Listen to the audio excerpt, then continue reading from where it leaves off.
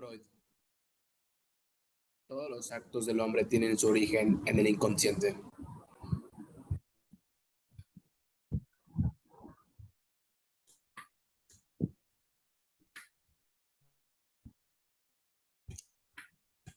Introducción.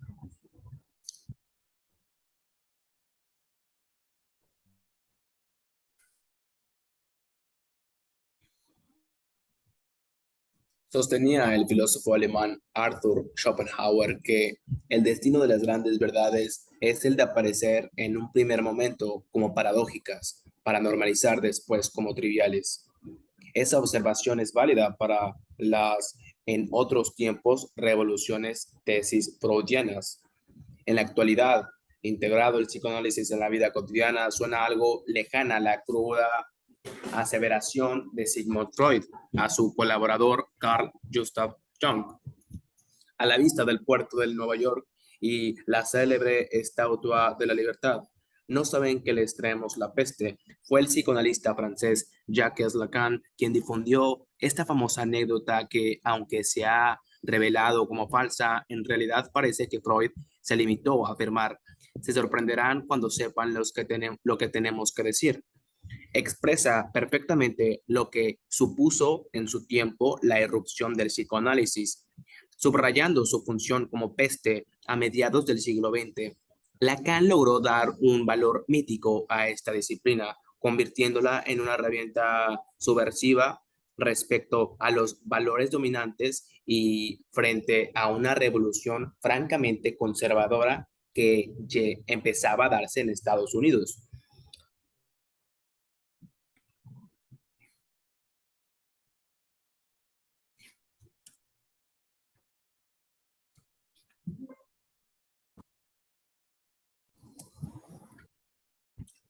Hoy, ante el avance de una neurociencia que reduce la psique humana a sus contenidos neuronales y otros modelos terapéuticos más adaptativos que críticos, el psicoanálisis corre el riesgo de diluirse en una especie de psicoterapia o de psicología para masas, perdiendo el halo revolucionario que siempre fue la marca de su creador, Vienés. Y es así porque con el paso del tiempo, esta práctica se ha acabado integrando en nuestra cultura y lenguaje, incluso hasta el punto de vista de convertirse en un lugar común.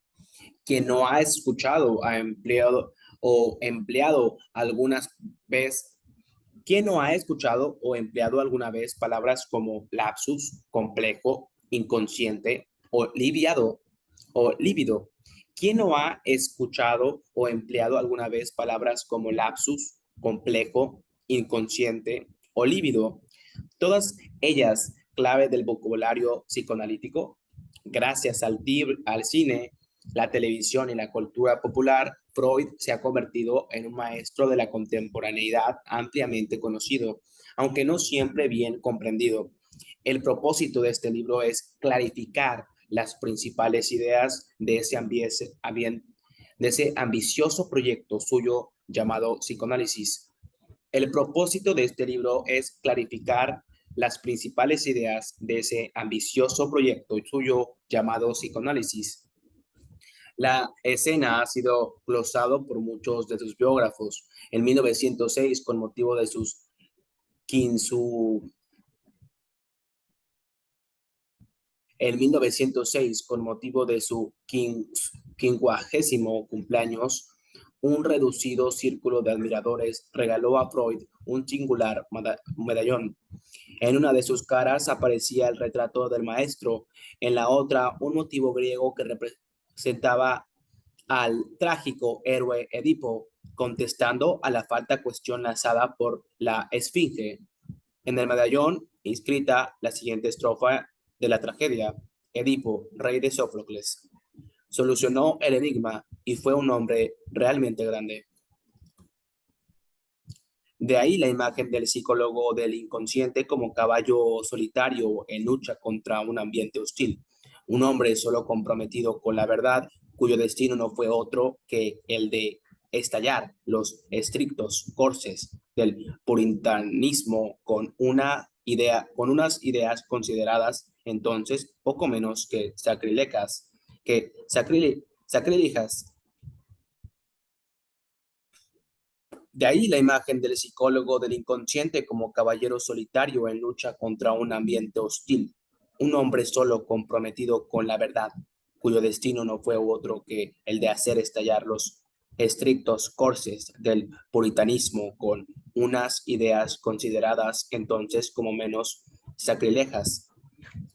Pese a surgir originalmente como una investigación psicológica interesada en solucionar problemas concretos, como la historia, como la histeria o la neurosis, todos aquellos concernientes al estricto ambiente de la medicina, el psicoanálisis desbrozó pronto un camino inédito para la autocomprensión de los límites e ilusiones del pensamiento moderno. Lo hizo gracias al descubrimiento del inconsciente, un elemento que vino a cuestionar la racionalidad básicamente consciente sobre la que se había querido cimentar hasta ese momento toda actividad humana, incluida la filosofía.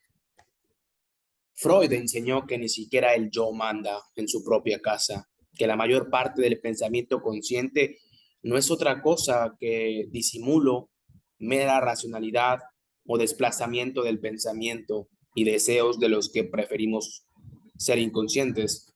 Por otro lado, el hecho de que Freud percibiera con lucidez el conflicto existente entre las exigencias morales derivadas de la adaptación a la realidad social y la tendencia a la felicidad y el goce del psiquismo individual abrió un camino nuevo a la filosofía, las ciencias humanas, sociología, psicología social, antropología y la crítica cultural contemporáneas. Esto le ha valido al médico vienés ser considerado junto con Karl Marx y Friedrich Nietzsche un maestro de la sospecha, es decir, un autor que abre un nuevo espacio al concepto de interpretación de los signos y los fenómenos.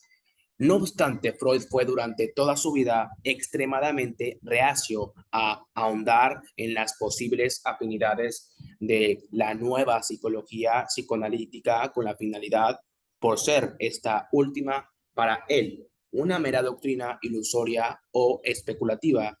De ahí que siempre antepusieron su misión como conquistador o experimentador a la del pensador. La presente obra arranca con la ruptura de Freud con la psiquiatría de su tiempo. La causa fue la investigación que el joven médico emprendió de los fenómenos histéricos, hasta este momento relacionados con simples cuestiones hereditarias y supuestas lesiones orgánicas, cuando no insuficiente analizado. El psicoanálisis nació así como una concepción terapéutica indisociablemente unida a una práctica médica. De ahí que más que un sistema cerrado constituya una línea de investigación abierta y en continua revisión. La serie de problemas tanto clínicos como teóricos que Freud planteó por primera vez siguientes desde entonces en el ambiente de las ciencias humanas. El médico vienés no dudó en legitimar la práctica del psicoanálisis como una actividad, en legitimar la práctica como una actividad estrictamente científica. El médico vienés no dudó en legitimar la práctica del psicoanálisis como una actividad estrictamente científica y que siempre constituyó sus modelos teóricos apoyándose en las categorías y descubrimientos de las ciencias naturales y mecanistas de su tiempo. Sin embargo, la revolucionaria concepción freudiana, sin embargo, la revolucionaria concepción freudiana de la psicología no condujo a una posición científica sin más. La existencia en el psicoanálisis de un momento interpretativo sirve como posible paradigma de un saber crítico que contribuye a la autocomprensión y al proceso reflexivo del individuo. De ahí la importancia que para Freud tenía la dimensión narrativa de la identidad. Por un lado, esos relatos mediante los cuales el sujeto fantasea, imagina o se cuenta su vida y por otro sus sueños, esa vía regia de acceso al extracto inconsciente de la mente. ¿Por qué la vida psíquica no se detiene cuando se cierran los ojos, cuando se pasa de la vigilia al sueño? Al contrario, justo en ese momento se ponen en marcha otros procesos de la vida psíquica en los que el papel vigilante de la conciencia está ausente. La siguiente parada en este viaje freudiano por los subterráneos del alma humana ha de ser obligadamente la cuestión de la sexualidad.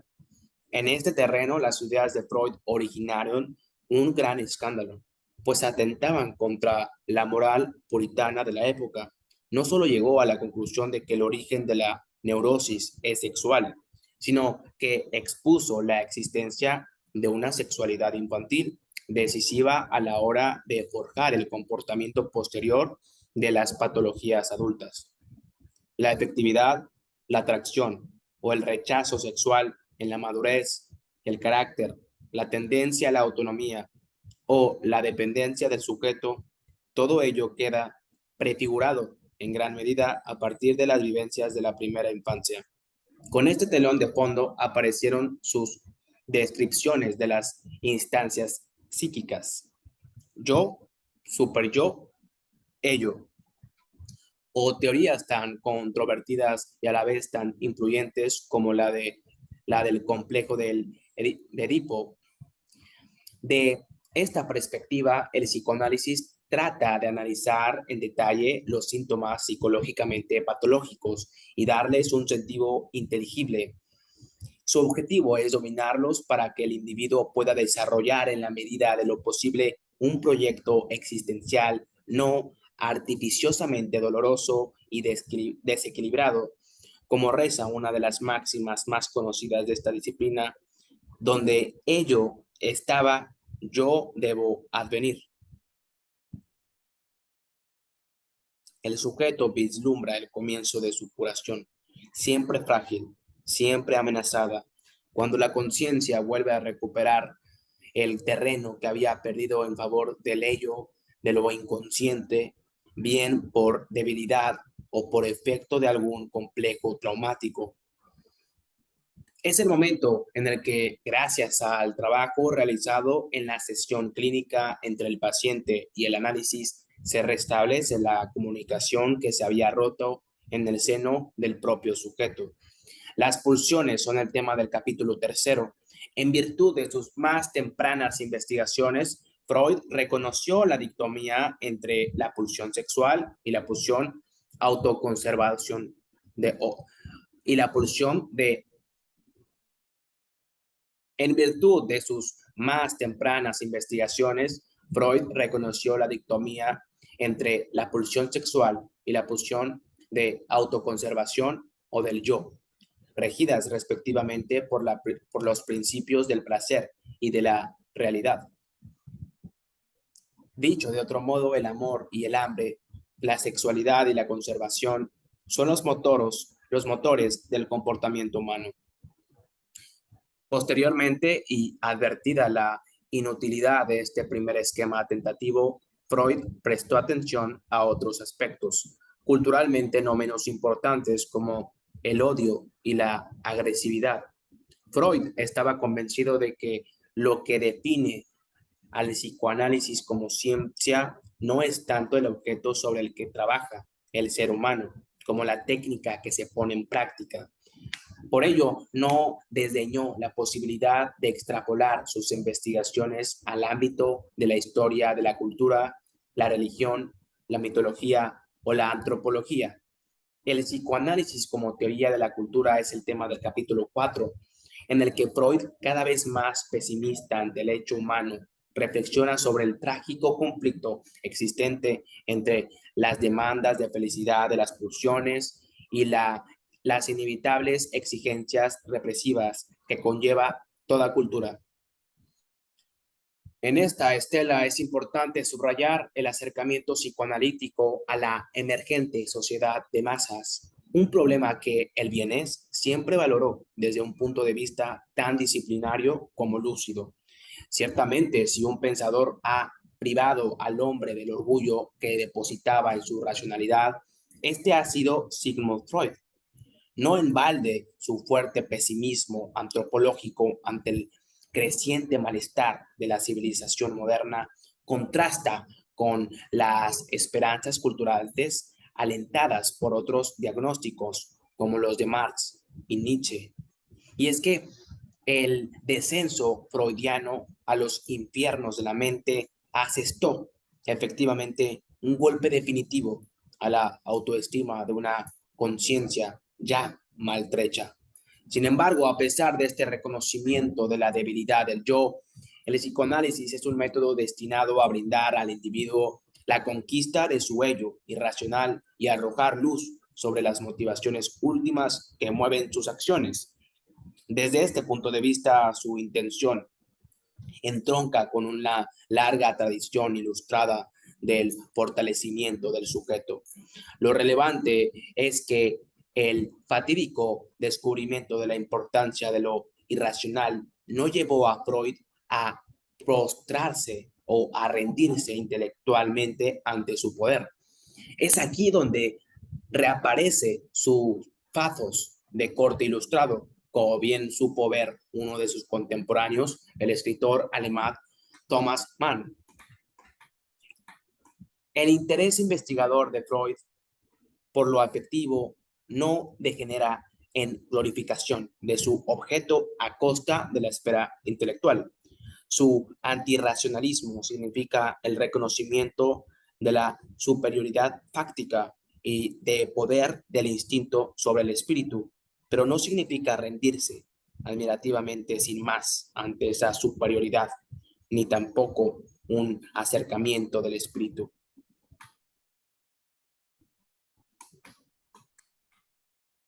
Obra.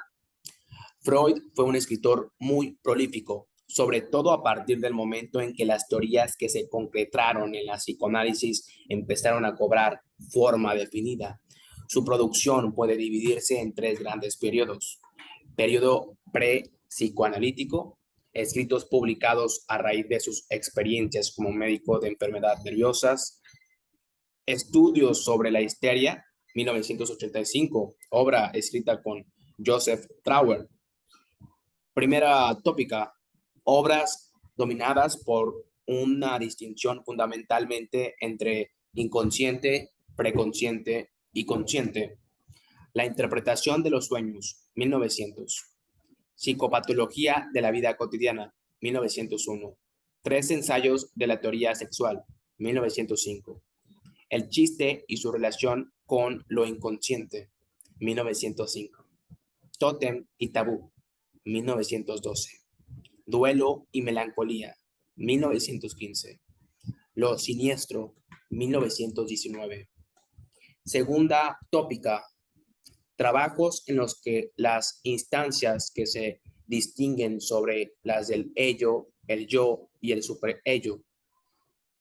yo, perdón. Segunda tópica, trabajos en los que las instancias que se distinguen son las del ello, el yo y el superyo, más allá del principio del placer, 1920. Psicología de las masas y análisis del yo, 1921. El yo y el ello, 1923. Esquema del psicoanálisis, 1923. El porvenir de una ilusión, 1927. El malestar en la cultura, 1930. Moisés y la religión monoteísta, tres ensayos, 1934. Comprendió del psicoanálisis, 1938.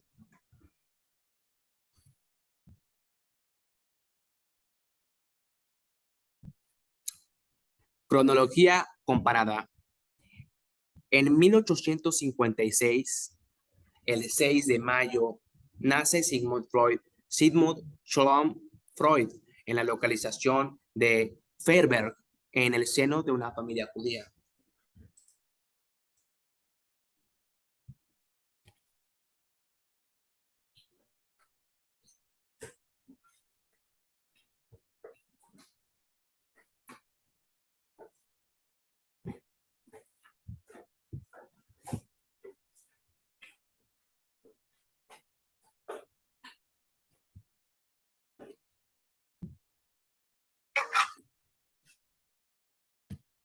En 1859 se publican El origen de las especies de Darwin, El mundo como voluntad y representación de Schopenhauer y Contribución a la economía política de Marx.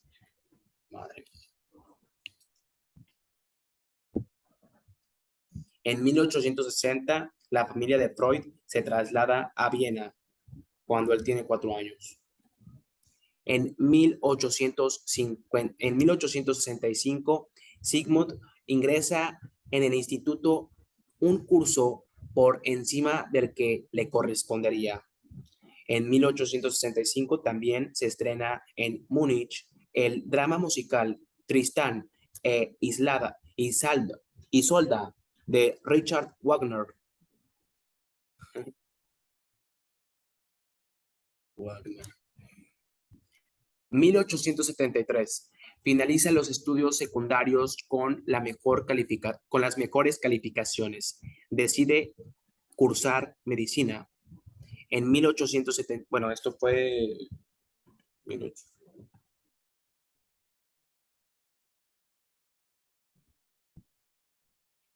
Ok, en 1873 finaliza los estudios secundarios con las mejores calificaciones, decide cursar medicina con 17 años. En 1877, con 21 años, publica su estudio del sistema nervioso central de la larva de la lamprea. Publica su estudio del sistema nervioso central de la larva de la lamprea. En 1884, cuando él tenía 28 años, dio una conferencia de Berlín, conferencia de Berlín, donde se lleva a cabo el reparto de los territorios africanos por las potencias coloniales. Bueno, no fue el precisamente. En 1890, cuando él tenía 34 años, se produce la caída del canciller alemán Otto von Bismarck.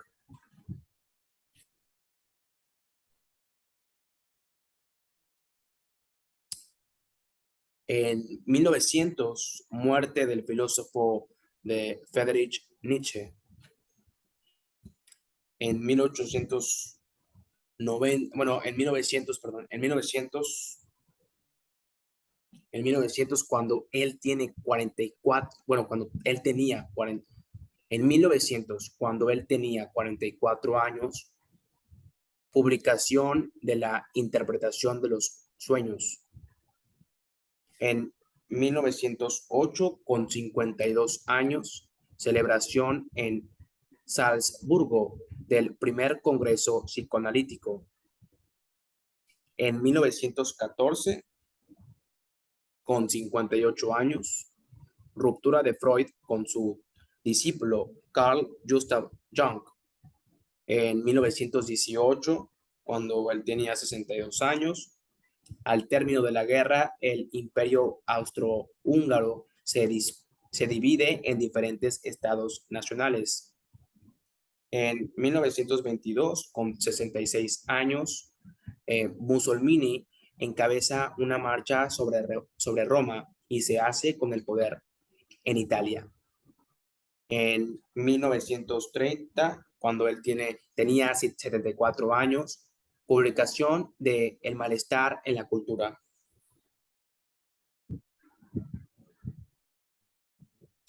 En 1933, por otra parte, los nazis se hacen con el poder en Alemania. En 1938, con 82 años, la familia de Freud se instala en Londres, huyendo de la amenaza nazi en Europa.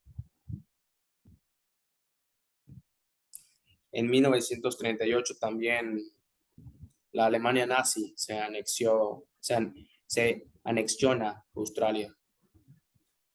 En 1939, con 83 años de edad, Freud muere en Londres el 23 de septiembre.